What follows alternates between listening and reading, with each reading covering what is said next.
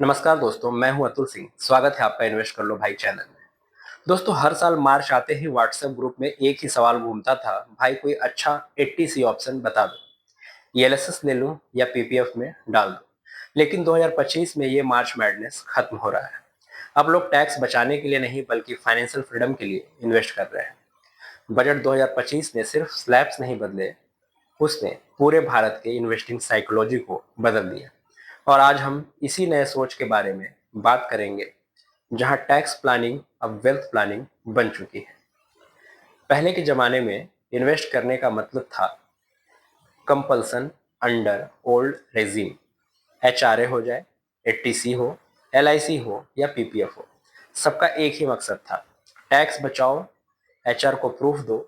लेकिन अब बजट 2025 के बाद नया रूल कहता है टैक्स बचाना जरूरी नहीं है, वेल्थ बनाना जरूरी है। नई रेजिम में 12 से 12.75 लाख तक की इनकम पर जीरो टैक्स लाइबिलिटी संभव है, स्टैंडर्ड डिडक्शन 75,000 और सेक्शन 87A रिबेट बढ़ाने से। यानी अगर आपका फोकस केवल डिडक्शन पर था तो अब गेम चेंज हो चुका है। पहले माइंडसेट था मैं इन्वेस्ट इसलिए करता हूं ताकि टैक्स कम लगे, अब माइंडसेट है मैं इन्वेस्ट इसलिए करता हूं ताकि फ्यूचर सिक्योर बने। लोग अब पूछते हैं मैं 52 की उम्र में रिटायर कैसे करूं, मेरे बच्चे की एजुकेशन फंड कहाँ से आए, मैं 10 साल में फाइनेंशियल फ्रीडम कैसे पाऊं।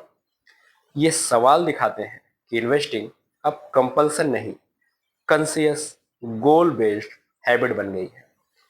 ओल्ड टैक्स रिजीम अब केवल उन्हीं के लिए बेहतर है जिनके पास बहुत ही ज़्यादा हाई डिडक्शन है, जैसे बहुत बड़े होम लोन्स, इंश्योरेंस प्रीमियम्स या बहुत ही हेवी एचआरए। बाकी सैलरीड क्लास के लिए नया रेजिम साफ है, सिंपल है और लॉजिकल है। अब टैक्स सेविंग कोई रेस नहीं बल्कि फाइनेंशियल प्लानिंग का पार्ट है।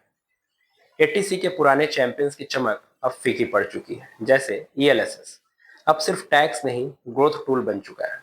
पहले ईएलएसएस मतलब मार्च में खरीदो, प्रूफ दे दो। अब ईएलएसएस को लोग एसआईपी के रूप में ले रहे हैं, as equity exposure with lock in benefit.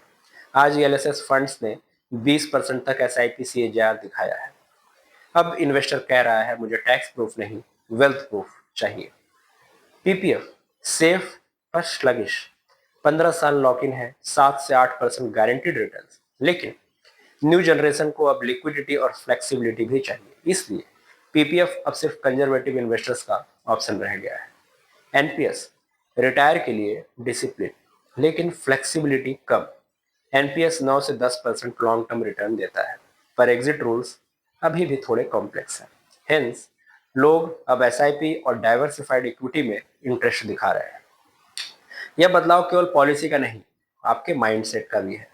पहले टैक्स सेविंग का मतलब था year and panic, rushed investment, lock in for 15 years. अब इन्वेस्टिंग का मतलब है ऑटोमेशन, गोल बेस्ड प्लानिंग और पीस ऑफ माइंड। अब लोग मार्च में ईएलएसएस नहीं खरीदते, वे अप्रैल से एसआईपी शुरू करते हैं, क्योंकि वे जानते हैं रुपी कॉस्ट एवरेजिंग टैक्स प्रूफ से कहीं ज्यादा वैल्यूएबल है। 2025 का स्मार्ट पोर्टफोलियो माइंडसेट की बात अगर करें तो डाइवर्सिफाई बियॉन्ड डिडक्शंस। अब ELSS, REITs, short term debt funds और एसआईपी सब पोर्टफोलियो का हिस्सा है। Focus on your goals not HR proofs. Retirement, child education, emerging corpus, हर गोल का अलग एसआईपी। ऑटोमेट सेविंग्स, जैसे रेंट ऑटो डेबिट होता है वैसे एसआईपी भी होनी चाहिए। देन एनुअल टैक्स प्लानिंग, हर अप्रैल रीएवेल्युएट करो कि कौन सा रेजिम आपके लिए बेहतर है। टैक्स अब इनपुट है, आपका बॉस नहीं। भाइयों, अब वक्त आ गया है कि हम टैक्स बचाने की दौड़ से निकलें, क्योंकि अगर हर साल मार्च में ही तुम्हारा फाइनेंशियल प्लानिंग होता है तो तुम वेल्थ नहीं हैबिट बना रहे हैं, वो भी गलत वाली। 2025 का भारत अब पैनिक इन्वेस्टिंग से पर्पज इन्वेस्टिंग की ओर बढ़ रहा है। अब हर एसआईपी, हर ईएलएसएस, हर एनपीएस एक स्टोरी है फाइनेंशियल इंडिपेंडेंस की।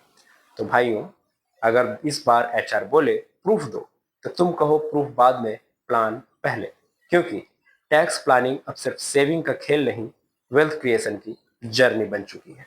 Thank you.